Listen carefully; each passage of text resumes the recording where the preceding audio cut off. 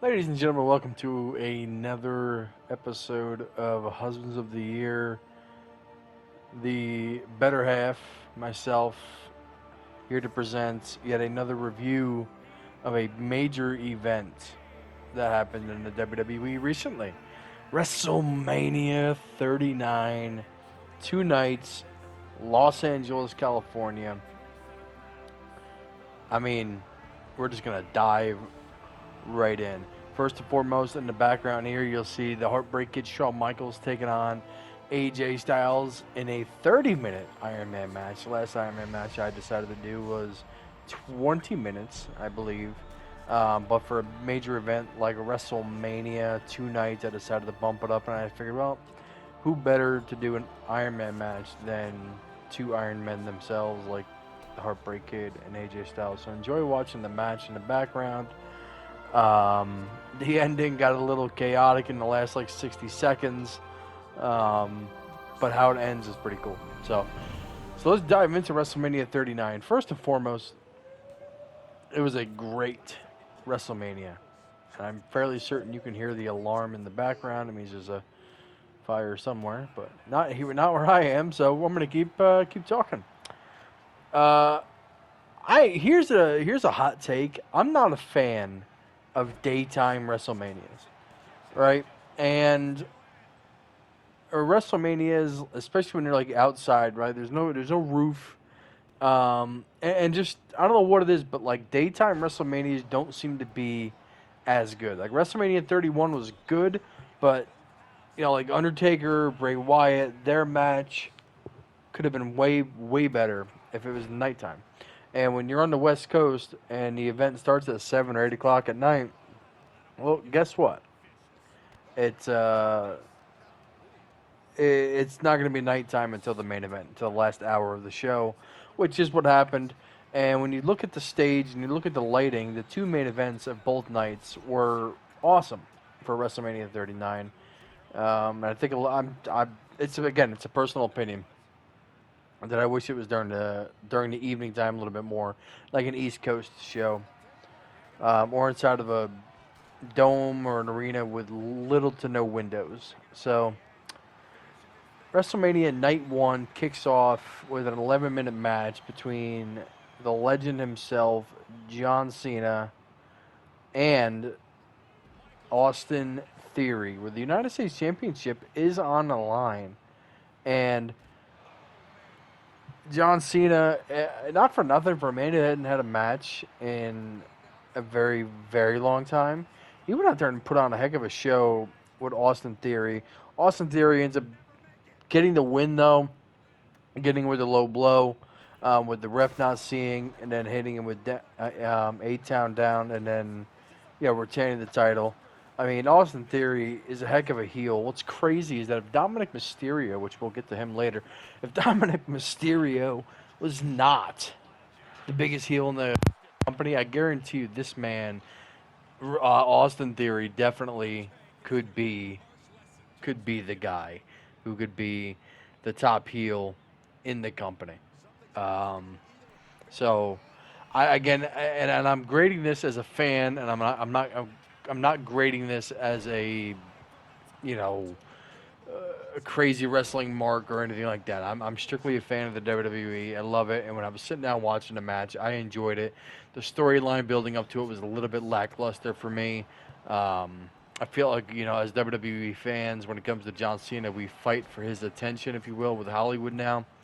So I'm gonna be a little bit strict because I'm grading these based on WrestleMania matches. John Cena versus Austin Theory, I give a C plus. So um, the next match, Street Profits, Braun Strowman, Ricochet, Alpha Academy, and the Viking Raiders. Let me tell you something. This is only like an 8-minute match, but my God, what a match it was. Some of the moments in this match where they did like this giant super suplex off the top rope, Montez Ford just like flying around, Braun Strowman of all people going off the top rope. It was just the most unnecessary thing in the world, but it was the most epic thing in the world. And A lot of close pinfalls and all. Well, this match is a very underrated tag team match, and it was kind of like thrown together like last minute.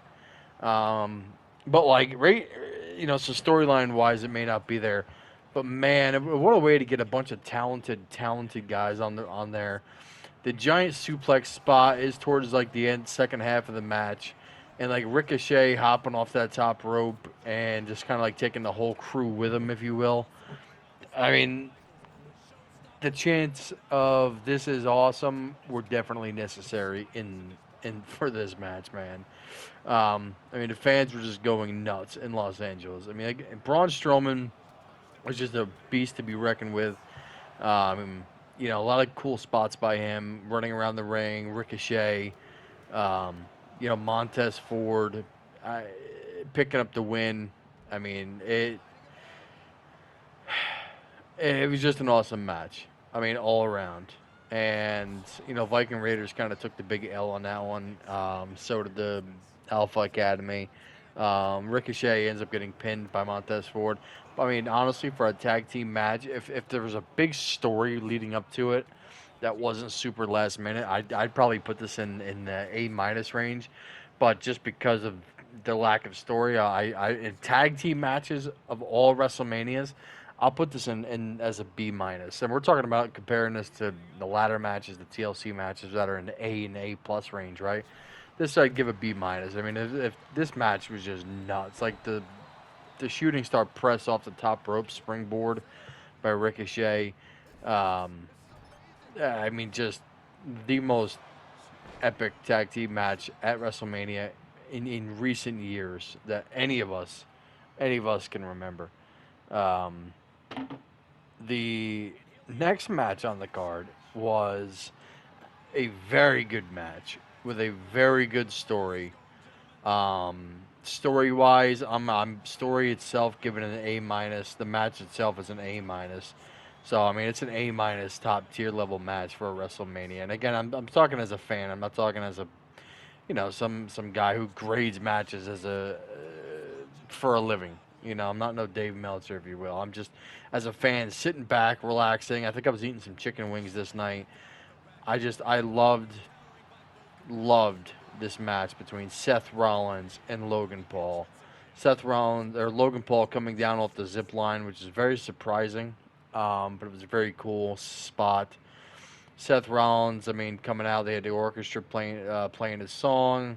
Fun fact, I was in Monday Night Raw, Albany, New York, which was the Monday Night Raw right after Seth Rollins won the world title um, at Night of Champions. Or, yeah, I think that's what they named it, right? So, um, literally that next Monday night after he won the title and he came down through the crowd, man, that was really cool. And there was a loud audience that night for Seth Rollins. But a lot of great moments in this match. Um, a suicide dive by Seth Rollins to the outside. Um, Logan Paul was just really, really stuck in there um, for a lot of big moments in this match. So gotta give Logan Paul some credit. He is something else, and he's got a hell of a right hook. And even a part of professional wrestling, that right hook that he swings, man, and Seth Rollins sold the blue hell out of that right hook, and kicked at it too. And the spot that everybody remembers was Seth Rollins moving out of the way for the Prime bottle. Inside the Prime bottle, none other than the Sidemen Zone, KSI throws, and Seth Rollins throws Logan Paul back in. Um, and then hits him with a pedigree. I mean, the fact that like he kicked out of the pedigree was pretty impressive. We gotta give credit where credit's due on that to Logan Paul. But man, that spot with Logan Paul and KSI on the outside of the ring. KSI or Logan Paul hits a hell of a frog splash. Not for nothing. Um, he really, really does. He really, really does. So, um, to shift into our next match. I mean, first and foremost, how the match basically turning curb stomp. That was awesome. Just awesome. The Trish Stratus.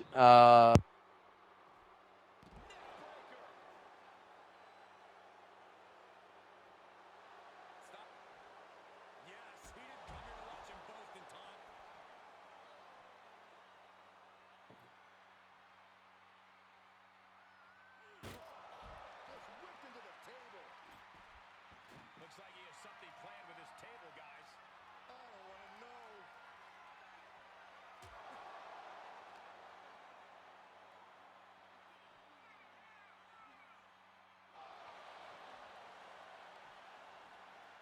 I don't know how much he has left in the tank, but he's got enough for this. This could very well be what decides the match.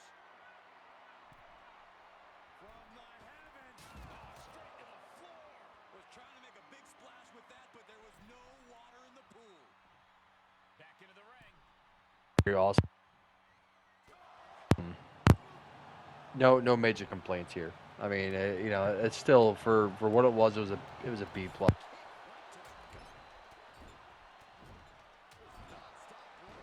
We've already seen a few shots delivered up in that region. And stomping away in the corner. Just ruthless.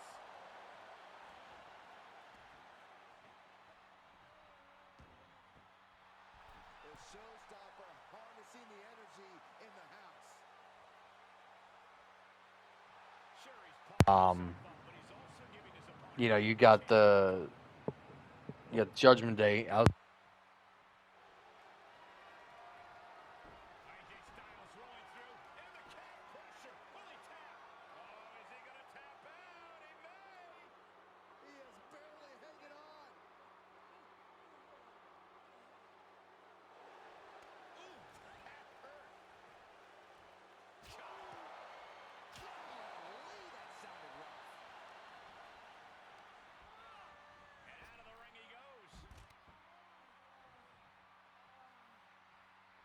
He has him right where he wants him.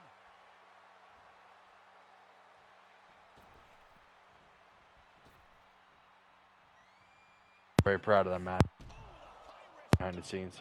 So. Out of the ring like that is more often than not going to provide such a result. That was an example of boldness backfiring. He gets back into the ring. Match. I mean, Constant attacks from Michaels. AJ can't let this flourish. Derail it.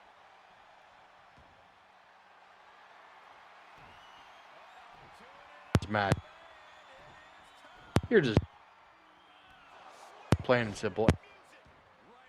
A plus match. I mean, they knew at that 15-20 minute mark they were making history. Charlotte Flair was crying in the last couple minutes of the match, like of the match itself, because she knew the history was being made right there. She did. They all did. And the Rhea Ripley hitting the finisher off the rope. And then just like she marked out. She went crazy, man. I mean, can you blame Mania? I mean, it's the women's championship. I mean, it's Charlotte Flair. You're beating Charlotte Flair on the grandest stage of them all. That's equivalent to beating the Undertaker. I mean, as champion.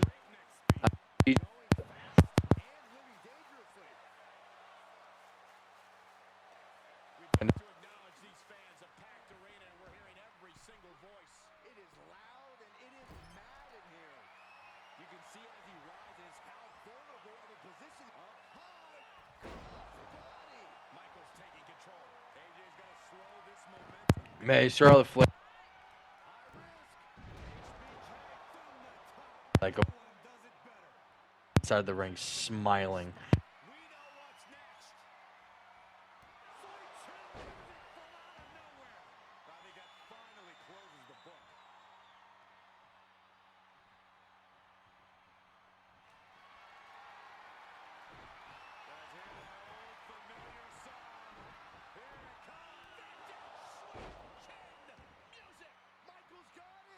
Plus story. I mean, you're not getting better than that. You're just not. I mean, the Pat McAfee versus the Miz. I'm not even going to talk about that. I mean, I love Pat McAfee. I love The Miz. And it was really just a, hey, go take a piss moment um, for them. I mean, plain and simple for the fans in the arena. Um, I mean, Dane, the Usos, the Bloodline. I mean, come on. I mean, it's not getting bigger and badder than it's not. I mean, Kevin Owens, Sami Zayn, the Usos. What a legendary match. The kick out of the 1D alone, super kicks, the stunner. And I mean, the ending of the match itself. Three Kahlua kicks where Sammy just like lines up, gets in the corner. He just catches him, almost like The Undertaker and Shawn Michaels at WrestleMania 26. Um,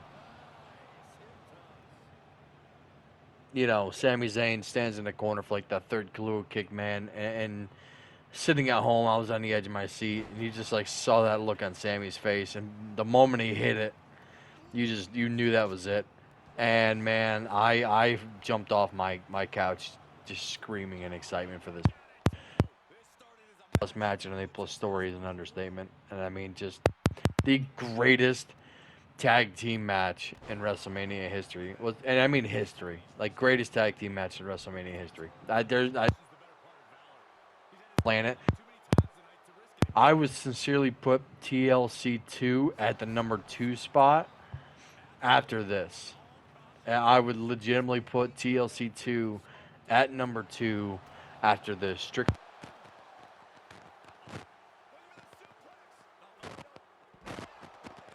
not needing the additional chairs, all that. Like, there was just four men and they're going at it. And the story build up to that Kevin Owens, Sami Zayn, best friends for life. I mean, it was everything you wanted it to be and expected it to be, and then some. We'll shift right into WrestleMania Night 2, where this night had technically 7 matches. LA Knight not on the show.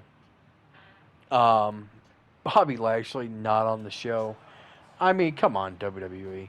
Like, and I get it. I mean, you literally could have squeezed in Bobby. This show lasted 3 hours and 36 minutes. You could have squeezed in a 15-minute Bobby Lashley versus LA Knight match on the grandest stage of them all, and they just didn't do it. I think they just dropped the ball there. Um, he, and respectfully so, because this was a great WrestleMania all around. This was an A-graded WrestleMania, but it could have been an A-plus Mania if they just got rid of the stupid match and Shane McMahon coming out.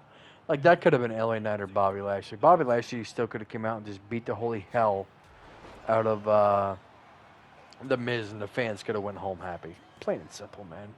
Um, and it's not. I mean, yes, I'm an LA Knight fan, but I mean, I'm also an LA Knight. I mean, I was an LA Knight fan before he became a big thing. But I'm okay with it. Fine. Don't put LA Knight there. He hasn't earned that spot. But you know what? Bobby Lashley has. That should have been him. That should not have been Shane McMahon. I'm sorry.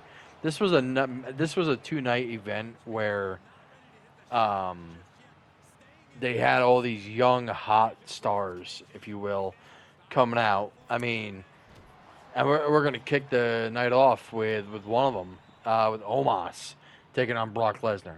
I mean, dude, that is a cool match. That was a cool story, and the tail of the tape was just like awesome. They built it up like a fight, and sold so much for this guy. And Omos is a beast to be reckoned with, and I feel like he's a lot better than he's given credit for.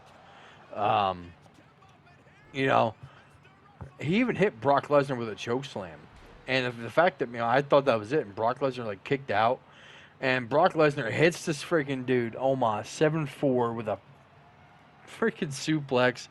Tries to get him into the F5. It fails. He does get him with the F5, though, and he gets the win. But, man, I mean, that's a good match for Omos, though, at WrestleMania. I mean, you got to say, I mean, yes, you'd think he'd go over, but Man, as just a fan, that was a cool match to watch. It really was. Um, I mean, that was just an overall story match. I mean, that was a B minus for me. I mean, and then to be honest, it didn't need to be a long match. That one just didn't need to be a long match. The next match on the card, Ronda Rousey and Shayna Baszler defeating Liv Morgan, Raquel Rodriguez, Natalie Shotzi, Chelsea Green, and Sonya Deville. I'm just side note. I'm happy to see where Chelsea and Sonya have come. Um, in their time with us. In the WWE now they're tag team champions at least as of what is today, the 25th or 26th of July. Ronda Rousey and Shayna Baszler getting the win in this match. That was a solid match. I mean, it's a solid, just you know, it was not as good as the Fatal 4-Way tag team match the day before. So I mean, I give it a C plus. But I mean, it was still a really good tag team match. I'm not here to like knock them down or make fun of it. It was an entertaining match for sure. Um, you know, the next match on the card, take a seat back. I mean, and just uh, you know, relax. It's gonna be hard too, though. Gunther, Sheamus, Drew McIntyre, Intercontinental Championship. I mean, it doesn't get any bigger than this. It doesn't. This match here could have been. You put the WWE Championship in there instead of the Intercontinental Championship, and this is your main event of WrestleMania. I mean, this is the main event on the grandest stage of them all. Um, the story building up to this, months and months in the work. I mean, Gunther versus Sheamus back at Clash of the Castle. What a legend! What a legendary match that was. I mean, that was an A plus match back then. This was an A plus match on the grandest stage of them all, and the story build up to it was A plus. And what's crazy is when you think about like A plus stories and A plus matches, just because the Bloodline story overall may be better, doesn't mean that the other ones aren't A plus. And I think like that's where there's a distinction without a difference. And like, what's an A plus match? What's an A plus story? Because again, you just view it as a fan. Like when that match with Gunther, Sheamus, or Drew McIntyre, when that match happened, I'm like, there was no other match at WrestleMania that was better than that. And I mean, there was a couple, but like when that match was done, it was like there was nothing better than that. Like I sat back, like out of breath from watching that match, and all the chops and the hits and the claymores and the boot and the I mean, just so much happened in that match. Um, Sheamus and Drew McIntyre went out there, and also just the two of them had a great match. And when I say A plus story and A plus match, I mean it really was.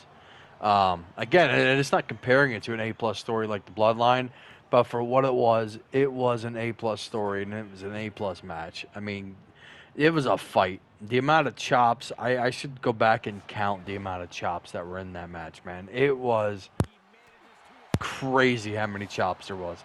And not for nothing, I thought Gunther was such a huge dude. I mean, he is, he's compared to guys like me, but you put him side by side with Drew McIntyre. Drew McIntyre is massive. I don't remember Drew McIntyre ever being that big. And I'm not even talking about his girth. I'm just talking about his height.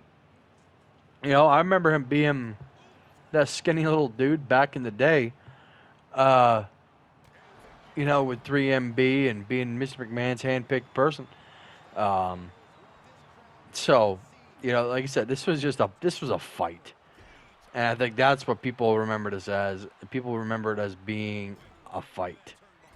And there was just so many moments where there were so many close pinfalls. Sheamus has one right towards the end of the match.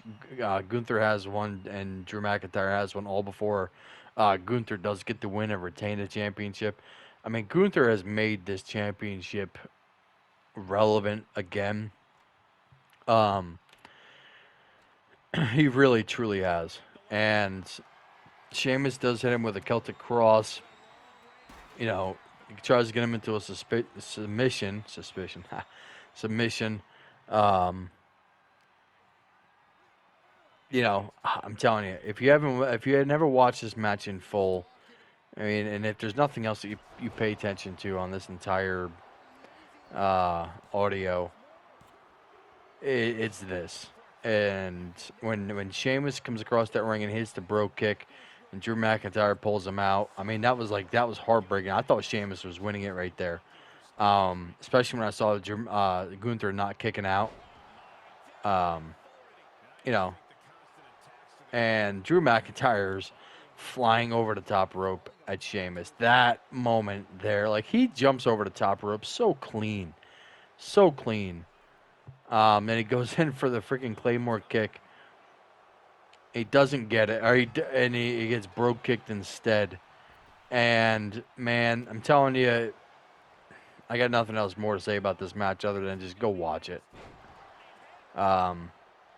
Just go watch it. I mean, Sheamus and Drew McIntyre really made the story for that match. They really did. Um, and then Gunther comes in, hits the power bomb for the end win.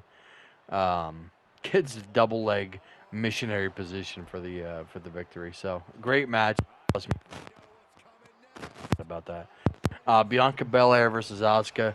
That's a pretty good story building up into it. I'm not going to talk a lot into this match. Why? Because I'm a big Asuka fan, and her not winning on the grandest stage of them all is it's a very, very big disappointing thing. The match itself was, a B plus match. The story was for me, C plus.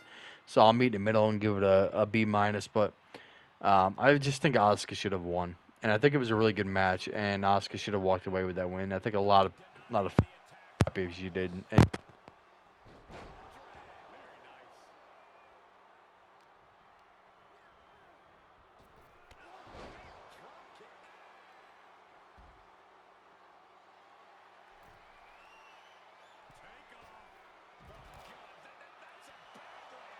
Taking a chance, and it didn't pay off at all.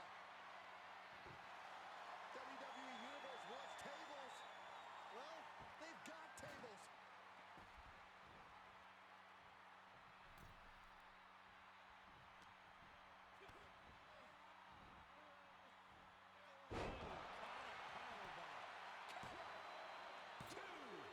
And you can debate whether or not that would have been the end. Interesting decision there. Look at the velocity into the table. He's got a plan for that table, and it does not involve a dinner party.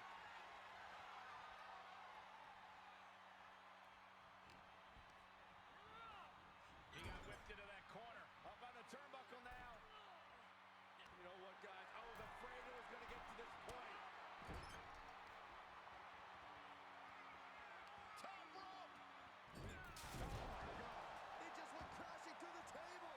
If this were a tables match, Saxton, I'd say mazel tov. Instead, I'll just say my condolences. Making sure that ladder's in place. Appears to be in no rush either, Cole. Come on, hurry up already.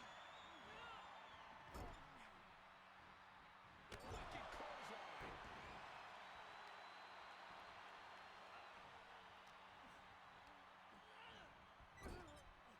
He's positioned up by that turnbuckle. Uh-oh, this isn't going to end well for someone. Going up top.